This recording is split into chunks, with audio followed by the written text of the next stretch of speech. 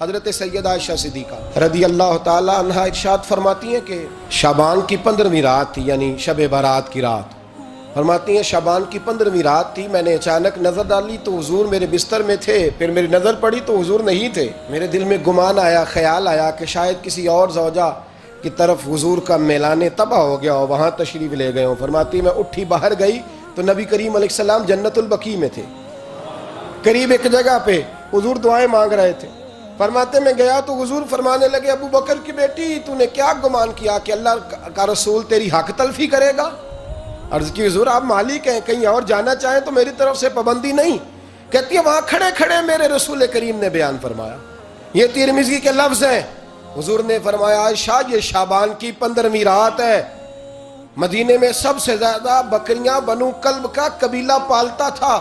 فرمایا آج کی رات بنو کلب کے قبیلے کی بکریوں کی تعداد کے مطابق اللہ میری امت کے لوگوں کی بخشش فرما دے گا۔ یہ وہ رات ہے۔ جناب عائشہ صدیقہ رضی اللہ تعالی عنہ نے بات رات کو سنی تنہائی میں نبی پاک سے، رات کو تنہائی میں حضور سے سنی، سویرے جناب عائشہ نے کل امت کو بتائی۔ اگر یہ بات اہمیت والی نہ ہوتی تو بی بی صاحبہ آگے روایت کرتی، یہ کتابوں میں آتی، یہ لوگوں کو بتاتی۔ حضرت عائشہ نے روایت کیا اور مولا علی شیر خدا نے تو کھل کے کہا، ابن ماجہ میں حضرت علی سے پیار کرنے والوں کے لیے الگ عنوان، مولا علی نے کھل کے فرمایا شعبان کی 15ویں رات کو رات عبادت کرنا اور سویرے روزہ رکھنا۔ حضرت علی کے لفظ بائی نہیں سیاستہ میں، رات کو عبادت کرنا، دن کو روزہ رکھنا۔ ویسے تو رب کریم ہر روز تہجد کے وقت پہلے آسمان پر نزول اجلال فرماتا ہے اور لوگوں کو فرماتا ہے کوئی بخشش مانگنے والا؟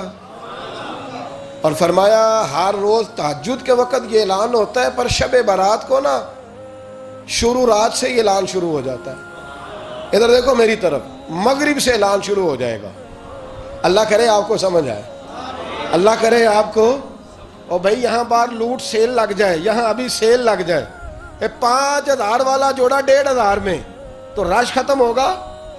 اور بھائی اگر یہ لگ جائے، چلو یہ تو دور کی بات ہے نا، ہم تو لنگر والے لوگ ہیں، اگر لنگر کا اعلان ہو جائے یہ بڑا تگڑا ہے، بڑا تگڑا۔ ہمارے ہاں تو شادی کی روٹی کھلتی ہے تو لوگ آخری روٹی سمجھ کے کھاتے ہیں، شاید اللہ ماشاءاللہ یہ آخری ہے، اس کے بعد نہ ملے گی۔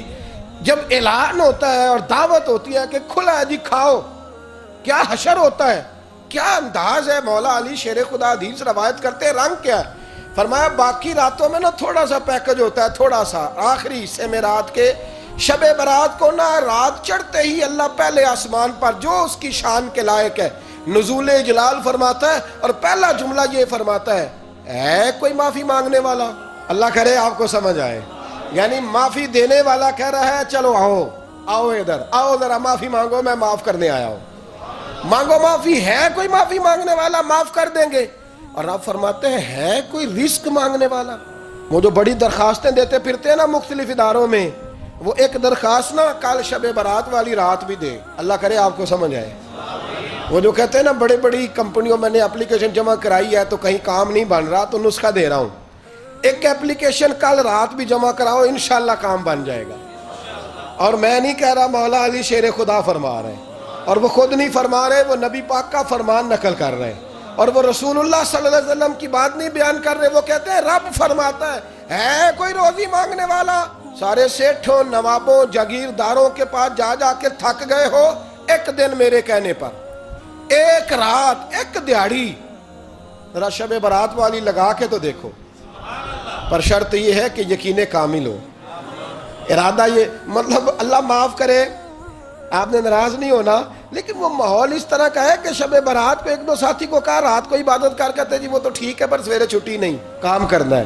یعنی رب کہہ رہا ہے کہ تو آ جا شب برات کی رات، جو مانگے گا وہ تجھے، لیکن یہ ادھر نہیں توجہ کر رہا، یہ کہتا ہے سویرے 10 بجے دکان نہ کھلی تو مشکل ہو جائے گی، دفتر نہ گیا تو حالات آپ دیکھیں ذرا۔ اب جب یقین اس طرح کا ہو تو پھر تو بھائی ساری زندگی اداروں میں درخواستیں دینی ہیں، پھر آپ جیسا آپ کا مزاج ہوگا۔ اللہ تعالیٰ تو بندے کے گمان کے قریب ہے، تو میرے رسول پاک علیہ السلام نے ہمیں یہ میسج دیا، پیغام دیا، فرمایا اس رات جو اولاد مانگے گا رب اسے بھی عطا فرمائے گا، اس رات جو اللہ سے بخشش مانگے گا اللہ اسے بھی دے گا، اس رات جو رب کریم سے عزت مانگے گا اللہ اسے بھی عطا کرے گا۔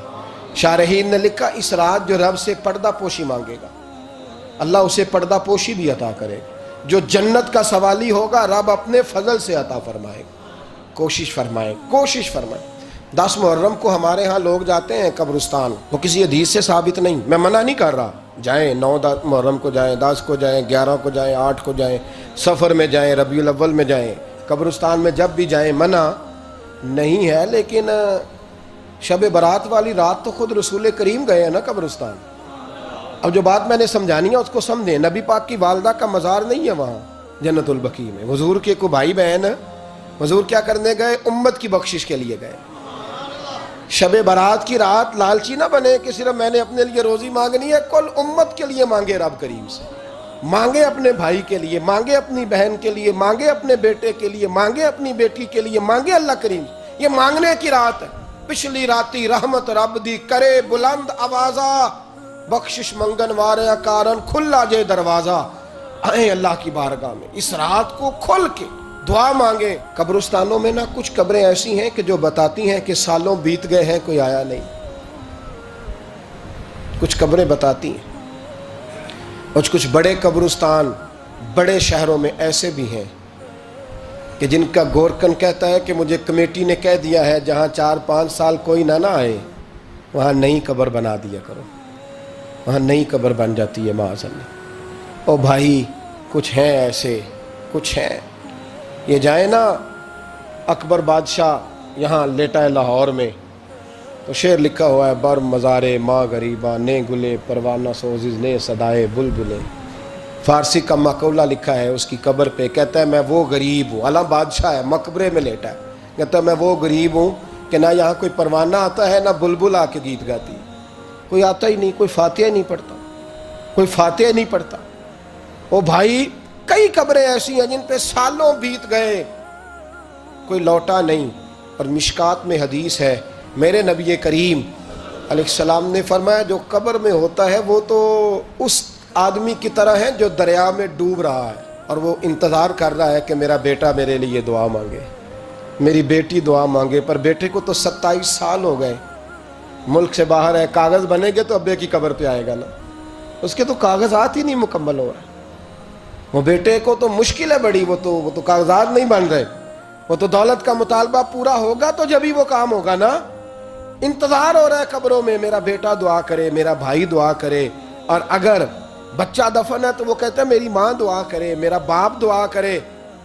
کوشش کریں شب برات بعد از مغرب یہ رواج پیدا کریں، یہ رسول اللہ کا طریقہ ہے صلی اللہ علیہ وسلم، قبرستان میں جائیں اور جا کر کے وہاں اللہ تبارک و تعالیٰ سے دعا مانگیں کہ یا اللہ جو اس قبرستان میں لیٹے ہیں وہ بھی، اور جو آج تک کلمہ پڑھنے والے دنیا سے گئے وہ بھی، اور جو قیامت تک جائیں گے وہ بھی، اے اللہ تو سب کی بخشش فرما دے۔ اللہ کی رحمت کو محدود نہ کریں کہ صرف مجھے بخش دے، اسے کہیں یا اللہ کل کی بخشش فرما۔ ساری امت کے لیے دعا کریں، شب برات کی رات نفل پڑھیں۔ ہمارے ہاں محفل ہوتی ہے ہر سال الحمدللہ، بڑے شوق سے بڑا خوبصورت ہم اہتمام کرتے ہیں، لیکن میں اکثر دوستوں سے کہا کرتا ہوں کہ جن کو اکیلے میں نفل پڑھنے میں مزہ آئے وہ اکیلے میں پڑھیں۔ کتنی کھلی بات کر رہا ہوں، میں پابند نہیں کر رہا کہ آپ یہاں آئیں گے محفل میں آئیں گے ضروری ہے، بھئی آپ کو اکیلے میں مزہ آتا ہے نا، کچھ لوگ تنہائی میں ہو تو دل زیادہ لگتا ہے، وہ تنہائی میں کریں اللہ اللہ کوئی عرض نہیں، لیکن کچھ ایسے ہیں کہ نعت سنتے ہیں تو دل نرم ہوتا ہے، تقریر سنتے ہیں تو دل نرم ہوتا ہے، تو جن کا اس طرح نرم ہوتا ہے وہ مسجد میں آئے بات سنیں۔ کچھ کو سب کے بیچ بیٹھ کے رونا آتا ہے، حضرت سعدی شیرازی فرمایا کرتے تھے کچھ لوگوں کے آنسو مجھے رلا جاتے ہیں، فرماتے ہیں کچھ کی آنکھیں دیکھ کے رو پڑتا ہوں، لہٰذا میں جب بھی ذکر کرتا ہوں محفلوں میں بیٹھ کے کرتا ہوں، تنہائیوں میں مجھ سے نہیں ہوتا، تو جس سے نہیں ہوتا وہ آئے نا، مسجد میں آئے، رات عبادت کریں، کل مغرب سے پہلے کام سمیٹ لیں سارے، اور مغرب کے بعد یہ رات شروع ہوگی، مغرب کے بعد ایک چھٹی کر لو اللہ رسول کے لیے، کر لیں گے انشاءاللہ تعالی ایک چھٹی، اور توبہ کی رات ہے، یہ توبہ کرنی ہے۔ توبہ کس کو کہتے ہیں؟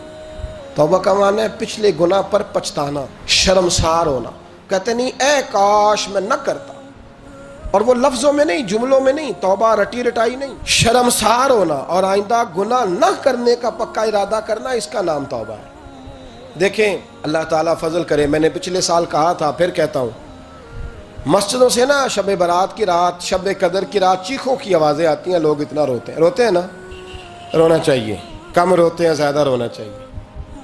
لیکن سوال یہ ہے کہ اتنا زیادہ لوگ شب برات کی رات روتے ہیں، کیا پھر سویرے بددیانتی ختم ہو جاتی ہے؟ جو رات مسجد میں کھل کے رو کے آیا ہے اس کا پروگرام ہے نا کہ اب ملاوٹ کبھی نہیں کرے گا، اب گاہکوں سے جھوٹ کبھی نہیں بولے گا، اب وہ بددیانتی کا معاملہ کبھی نہیں کرے گا، لیکن رات روتا بھی رہے اور سویرے پروگرام یہ ہو کہ میں نے پھر لوگوں کو فریب دینا ہے، داؤ لگانا ہے، تو اس نے توبہ کیا رات کے، یہاں بس یہ ایکٹنگ کر کے لوٹ آیا ہے، یعنی بڑی سجا بنا کر کے سوار کر کے رات توبہ کی. کیا مطلب ہے توبہ کا؟ کہ توبہ آپ نے کی.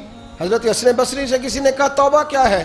فرمانے لگے توبہ یہ ہے کہ جس گلی سے رب نے تجھے منع کیا ہے دوبارہ پھر تو اس گلی میں نظر نہ آئے، تو نظر ہی نہ آئے، اور جس جگہ جانے کا رب نے تجھے حکم دیا ہے پھر تو دوبارہ وہاں سے غیر حاضر نہ ہو.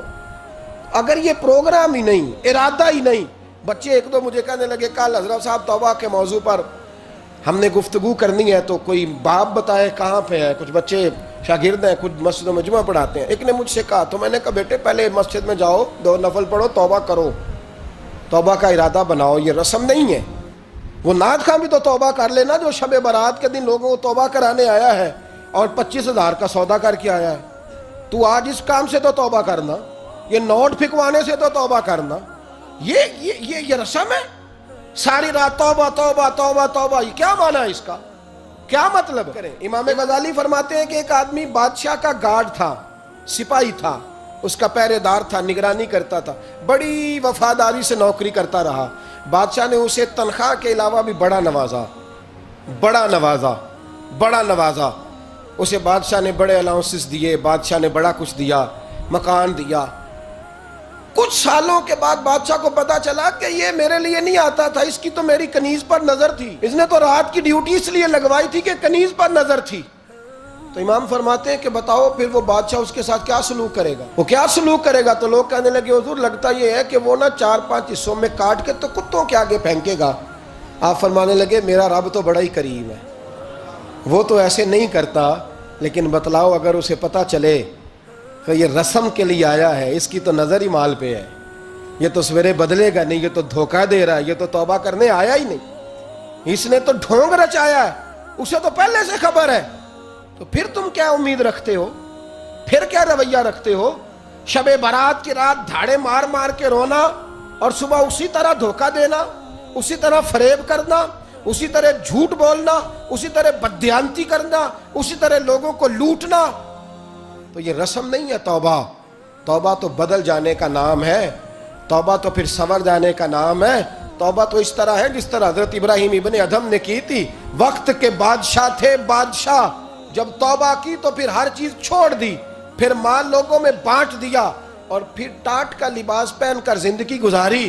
لوگوں نے کہا حضور یہ تبدیلی ہے؟ فرمایا تبدیلی نہیں، یہ میری توبہ ہے، یہ میری توبہ ہے. جب توبہ کی تو پھر بدل کے کی، جب توبہ کی تو پھر تبدیل کیا آپ نے. یہ کیا توبہ ہوئی؟ ساری رات روتے رہے، سویرے دکان پہ جا کے پھر قسم اٹھائی کہ مجھے تو پڑتا ہی 11,000 کا ہے. یہ توبہ ہے؟ تو آپ نے اور میں نے توبہ کرنی ہے تو انشاءاللہ تعالیٰ اس طرح کرنی ہے کہ پھر 15ویں شعبان کو بدل جائے. یہ جو موقع آتے ہیں نا شب برات کے، شب قدر کے، یہ بنیادی طور پر اللہ تعالیٰ کی طرف سے دی ہوا موقع ہوتا ہے کہ چلو تمہیں چانس دیتے ہیں، تمہیں چانس دیتے ہیں، پابندی کوئی نہیں، لیکن رب کی طرف سے نا موقع ملتا ہے، چلو تمہیں ایک موقع دیتے ہیں، چلو اپنے آپ کو کلیئر کر لو، تمہیں موقع دیتے ہیں. یا اللہ کیا کرے؟ کچھ بھی نہیں، آ کے نا سچے دل سے 2 رکعتیں پڑھ کے توبہ کرو، عرش کا مالک پچھلے سارے ہی معاف کر دے گا. کچھ بھی نہیں، آؤ موقع ہے. ان لوگوں کی باتوں پہ نہ جائیں جو بلا وجہ پریشان کرتے ہیں. ہمیں بھی روز ہی سوال آتے ہیں، دل نہیں کرتا، کچھ باتیں ایسی ہیں جو کرنے کو طبیعت نہیں چاہتی، میں کروں گا بھی نہیں. لوگوں کو شب برات کا حوالہ بھی نہیں مل رہا، حالانکہ ترمذی شریف میں حدیث موجود ہے، صحاح ستہ کی روایت ہے، ترمذی میں موجود ہے. پہلے کہتے ہیں صحاح ستہ سے دکھاؤ، جب صحاح ستہ سے مل گئی تو آپ اور کدھر جانا ہے. اور ابن ماجہ میں موجود ہے مولا علی کی روایت، اور ذرا ترتیب دیکھیے گا، یہ ترمذی کی حدیث ہے. امام ترمذی نے تو پورا باب باندھا ہے 15ویں شعبان پر، پورا باب. اب تمہاری مرضی ہے اگر تم نہیں بات کو سمجھنا چاہتے. اور مجھے پتا کیوں یہ شب برات کیا لگتا ہے، مجھے کبھی کبھی یوں لگتا ہے کہ رب فرماتا ہے کہ رمضان سے 15 دن پہلے ہی پکی سچی توبہ کر لے، تیاری کر، پاک صاف ہو جا، تاکہ جب رمضان آئے نا تو پھر تجھے پاک ہونے کی ضرورت نہ پڑے، بس پھر تو آتا جائے اور میں تیرے اوپر رحمت نچھاور کرتا جاؤں۔ بس تو پہلے ہی تیاری کر، 15 دن پہلے ہی، 14 دن پہلے تیار ہو جا۔ کل رات اپنے آپ کو ذہنی طور پر تیار کریں، بچوں کو تیار کریں، گھروں کو تیار کریں۔ اب جب مہمان آتے ہیں نا بڑا کچھ کرتے ہیں، شب برات آئے تو مصلی ایک دفعہ دھویا کریں، ایک دفعہ مصلی دھویا کریں۔ فرش دھوتے ہیں نا، مہمانوں نے آنا ہے تو ایک کمرے کا فرش دھو کے صاف کریں کہ خواتین نے یہاں ساری رات نماز پڑھنی، یہ ارادے بنائیں۔ جس طرح آپ کہتے ہیں نا رات کو سفر کرنا ہے تو دوپہر میں تھوڑا آرام نہ کر لوں تو کل دوپہر میں آرام کر لیں، تاکہ رات کو رب رب کرنا آسان ہو جائے، اللہ کی بارگاہ میں بیٹھنا آسان ہو جائے۔ مکمل طور پر ذہنی طور پر اپنے آپ کو تیار کریں۔ یہاں بھی محفل ہوگی انشاءاللہ، عشاء کے متصل بعد شروع ہو جائے گی، 12 بجے تک محفل چلے گی، پھر 12 بجے کے بعد نماز تسبیح پڑھی جائے گی، پھر 1 بجے پھر دوبارہ آپ کو اجازت دی جائے گی، کوئی انفرادی طور پر گھنٹہ سوا اپنی الگ سے کوئی عبادت کرنا چاہے تو وہ تب بھی ممکن ہو، جیسے آپ کو موقع بنے۔ میں کہہ چکا ہوں، لیکن وقت ضائع نہ کرنا، گولڈن چانس ہے، اس کو مس نہ کرنا، یہ شب نجات ہے، اس کے ضرور قریب جانا۔ رب کریم سمجھنے کی توفیق عطا فرمائے۔ آخر دعوایا ان الحمدللہ رب العالمین۔